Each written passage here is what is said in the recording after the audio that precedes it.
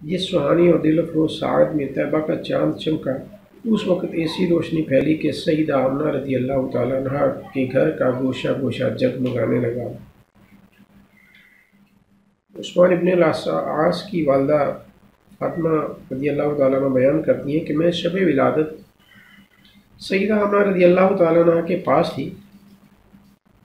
فما شیء انظرہ فی البیت الا نور،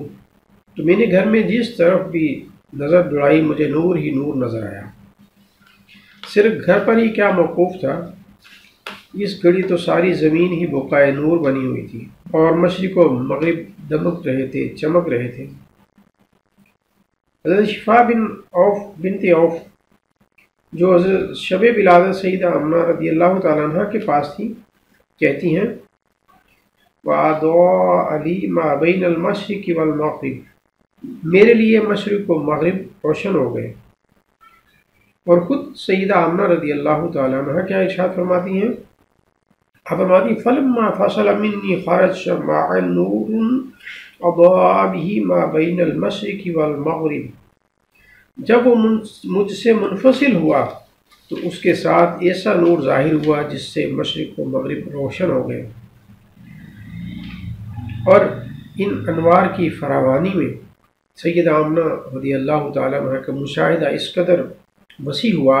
کہ آپ نے اپنے گھر میں رہتے ہوئے شام کے محلات دیکھ لیے۔ اور اس پر فرماتی ہیں آپ کہ میں نے اس کی ولادت کی رات کو ایسا نور دیکھا کہ اس کی وجہ سے شام کے محلات روشن ہو گئے اور میں نے انہیں دیکھ لیا۔ اور یہ تمام انوار تو جانب عالم صلی اللہ علیہ وآلہ وسلم کے ساتھ آئے تھے، اس کے علاوہ آسمان سے بھی نور کی بارش ہو رہی تھی۔ اور اس پرکیف منظر کو یوں بیان کیا جاتا ہے وَرَأَيْتُ النُّجُومَ تَدْنُو حَتَّى ظَنَنْتُ أَنَّهَا تَسْطَعُ عَلَيَّ، کہ میں نے ستاروں کو دیکھا کہ جھکے پڑے تھے اور مجھے لگ رہا تھا کہ مجھ پر گر پڑیں گے۔ اب یہ اتنے انوار اور ستاروں کا اس طرح جھک جانا، تو یہ دراصل آسمان سے نور کی برسات ہو رہی تھی، یوں لگ رہا تھا کہ ستارے جھک گئے ہیں اور گرنے لگے ہیں۔ زمین و آسمان اور مشرق و مغرب کے منور ہو جانے میں اگر الجھن محسوس ہو، کیونکہ اب ذہن آج کل جو ہے وہ ذہن زیادہ عقلوں پر چلتے ہیں، لوگ عقل پر پرکھتے ہیں اور پھر اس میں سے اس کی جو ہے وہ تعویلات گھڑتے ہیں کہ یہ ایسے کیسے ہو سکتا ہے، تو ایسے کیسے ہو سکتا ہے۔ اگر یہ الجھن محسوس ہو کہ یہ انوار جو ہے وہ صرف چند لوگوں کو کیوں نظر آئے، سیدہ آمنہ اور سیدہ حضرت فاطمہ اور حضرت شفا کے علاوہ دنیا میں اور کسی کو کیوں نہ نظر آئے، تو اس کا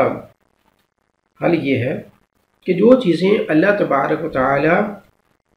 جن لوگوں کو دکھانا چاہتا ہے وہ تمام اشیاء حقیقتاً موجود ہونے کے باوجود صرف انہی کو نظر آتی ہیں، باقی لوگوں کی نظروں سے اوجھل ہو جاتی ہیں۔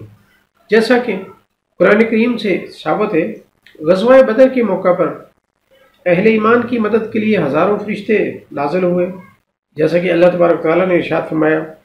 یمددکم ربکم بخمسۃ آلاف من الملائکہ، تمہارا رب 5000 فرشتوں کے ساتھ تمہاری مدد فرمائے گا۔ اور احادیث سے ثابت ہے کہ یہ فرشتے حقیقتاً و عملاً جہاد میں شریک تھے اور مصروف قتال تھے۔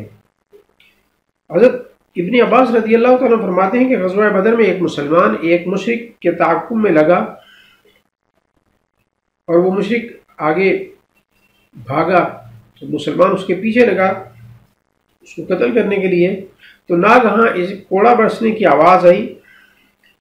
اور ساتھ ہی کسی کو یہ کہتے سنا اقدم حیزون، حیزون آگے بڑھ،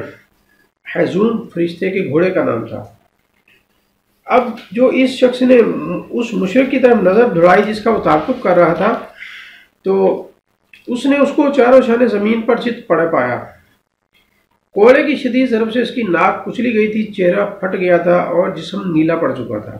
اب فرشتے کو دیکھا نہیں کسی نے، چونکہ فرشتے آئے تھے بدر میں مسلمانوں کی مدد کے لیے، مگر آقا کریم صلی اللہ علیہ وآلہ وسلم اور چند صحابہ نے دیکھا۔ مطلب یہ کہ اللہ تبارک و تعالیٰ جنہیں دکھانا چاہتا ہے وہ دیکھ لیتے ہیں، اور جن کو اللہ تبارک و تعالیٰ دکھانا نہیں چاہتا وہ نہیں دیکھ پاتے.